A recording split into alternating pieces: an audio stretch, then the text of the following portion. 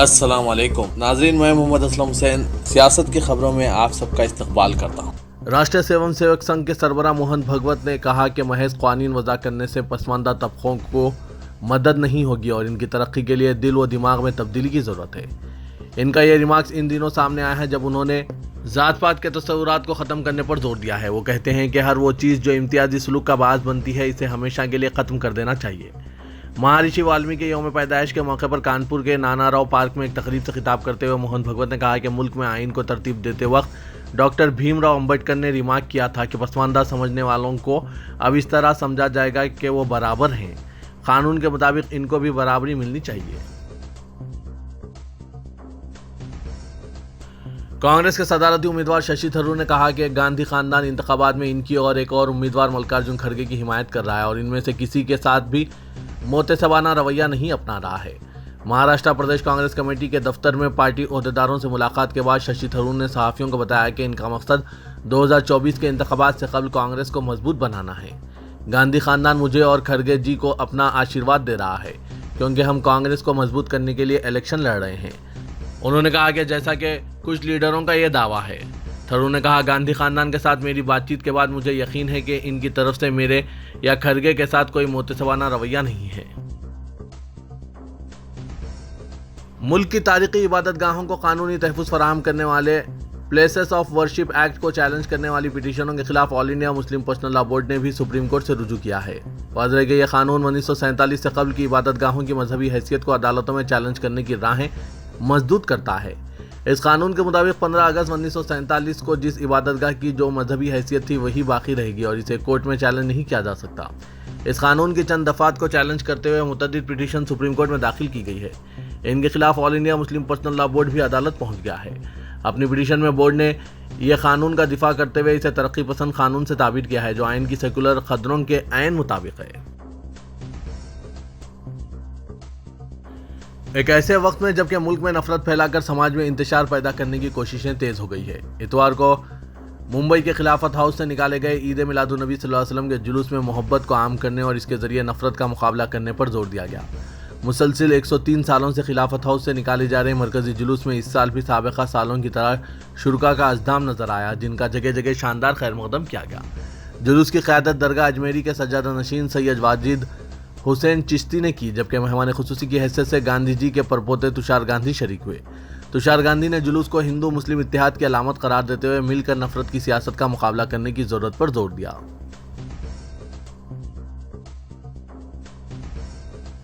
दिल्ली में तब्दीली मजहब के एक प्रोग्राम में शिरकत के बाद अरविंद केजरीवाल के एक वजीर को इस्तीफा दे देना पड़ा। दिल्ली हुकूमत के समाजी इंसाफ के वजीर राजेंद्र पाल गौतम ने ट्विटर पर अपने इस्तीफे का ऐलान करते हुए कहा कि आज जबकि एक तरफ वाल्मीकि के प्रकट होने के उत्सव का दिन है और दूसरी तरफ काशी राम की बरसी है, मैं कई बंधनों से आज़ाद हो रहा हूं। इसके साथ ही केजरीवाल हुकूमत से अपना इस्तीफा ट्वीट किया और लिखा कि आज मेरा नया जन्म हुआ है, अब मैं और ज़्यादा क़ुव्वत के साथ समाज में होने वाले मजालिम के खिलाफ हुकूक की लड़ाई किसी बंदिश के बगैर जारी रख सकूंगा।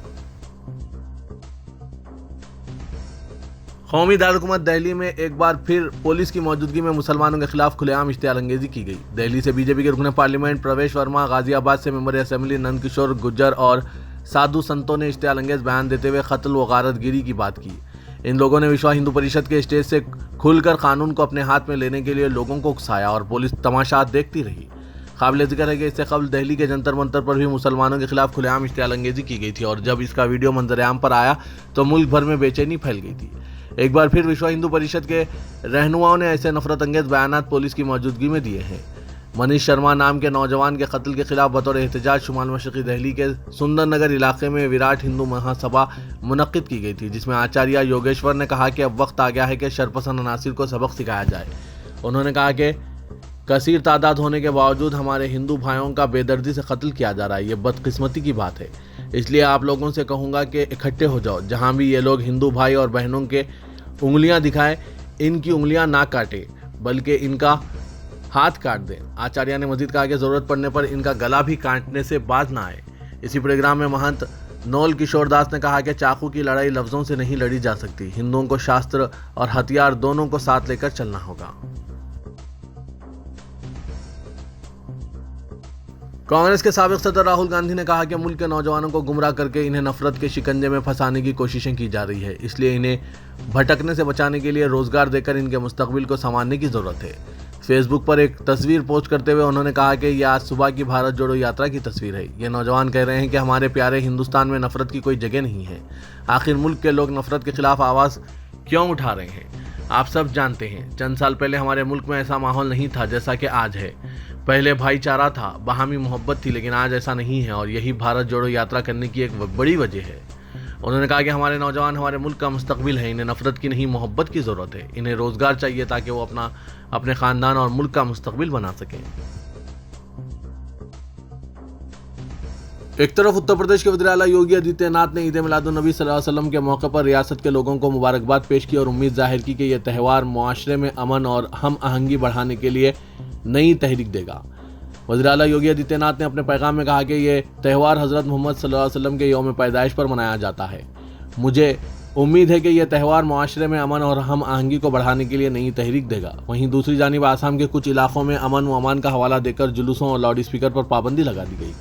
आसाम की हेमंत बसवा शर्मा हुकूमत ने ईद मिलादुन्नबी सल्लल्लाहु अलैहि वसल्लम के मौके पर जुलूस निकालने और लाउड स्पीकर के इस्तेमाल पर पाबंदी लगा दी है। इससे कबल 3 अजला की इंतजामिया ने जुलूसों और लाउड स्पीकर की इजाज़त दी थी, लेकिन आखिर में अमन व अमान की सूरत हाल के पेश नज़र यह हुक्म उलट दिया गया।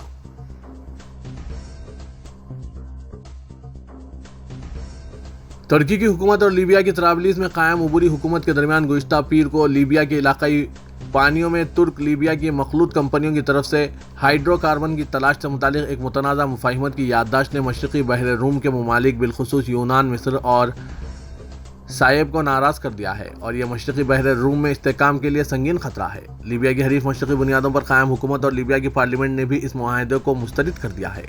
यूनान, मिस्र और कब्रिस इस मुआहदे को बहर रूम के तेल से मालामाल हिस्से में इक़्तिसादी हुकूक़ की वाज़ेह खिलाफ वर्जी के तौर पर देखते हैं, जो बैनुल-अक़वामी कानून के तहत इनका है।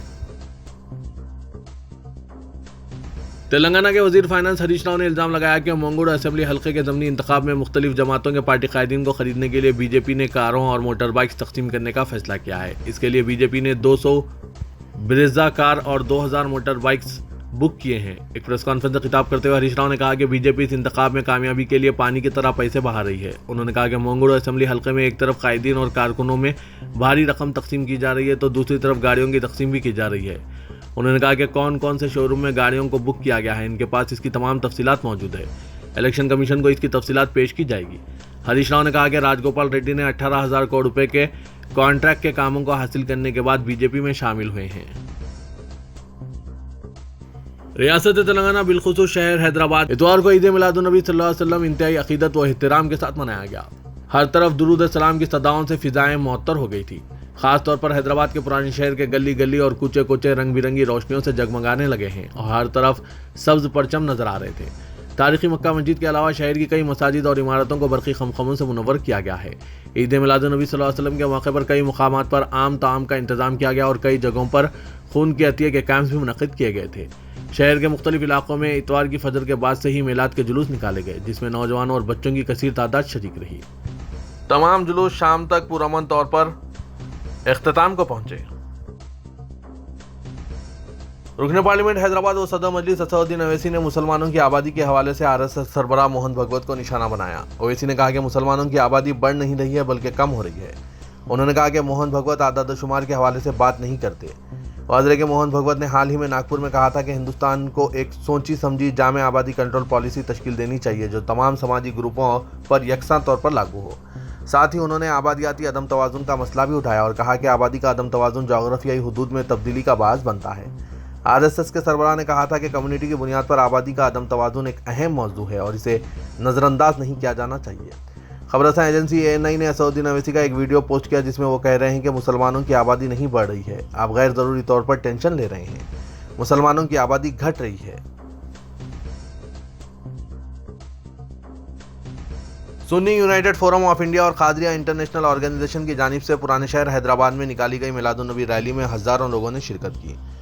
सूफी की जानिब से निकाली गई रैली दरगाह कादरी चमन फलकनुमा से शुरू हुई, जो अलियाबाद, नागुल, चिंता, शालीबंडे से होते हुए दोपहर 1 बजे के करीब चार मीनार पहुंची। इस रैली में हजारों लोगों ने शिरकत की और काला पत्थर, जहानुमा, मिस्रीगंज, चन्नानगुट्टा, पहाड़ी शरीफ, शाहीन नगर, वट्टेपल्ली, बहादुरपुरा और तालाबकट्टे से कई छोटे छोटे जुलूस चार मीनार के मरकजी जुलूस में शामिल हुए। राजेंद्र नगर, सरूनगर, यूसुफगुड़ा, एरागुंटा, बंजारा हिल्स, जहरा नगर, फसलांसर, गोलकुंडा, संतोष नगर, मलकपेट, मुशीराबाद, वारिसगुड़ा और बोइनपल्ली में भी छोटे छोटे जुलूस निकाले गए। लोगों की जानिब से सड़कों और मरकजी सड़कों पर बच्चों में चॉकलेट, बिस्किट, वेफर्स और स्नैक्स के बड़े पैमाने पर तकसीम किए गए। एक शख्स ने बताया कि ये खुशी का मौका है, मैंने चॉकलेट के 2 पैकेट खरीदे और बच्चों में बांट दिए। इनके चेहरों पर मुस्कुराहट एक ऐसी चीज़ है जो आपको अगले साल दोबारा इस काम को दोहराने की तरगीब देती है। चन्नानगुट्टा पुलिस ने गुज़िश्ता रात 4 लोगों को करीब 80 लाख रुपए के साथ हिरासत में ले लिया। सलमान मलिक, इमरान मलिक, टी वेंकटेश्वर राव और ई शेखर को पुलिस की एक टीम ने मुबैना तौर पर उस वक्त पकड़ा जब वो एक बैग का तबादला कर रहे थे।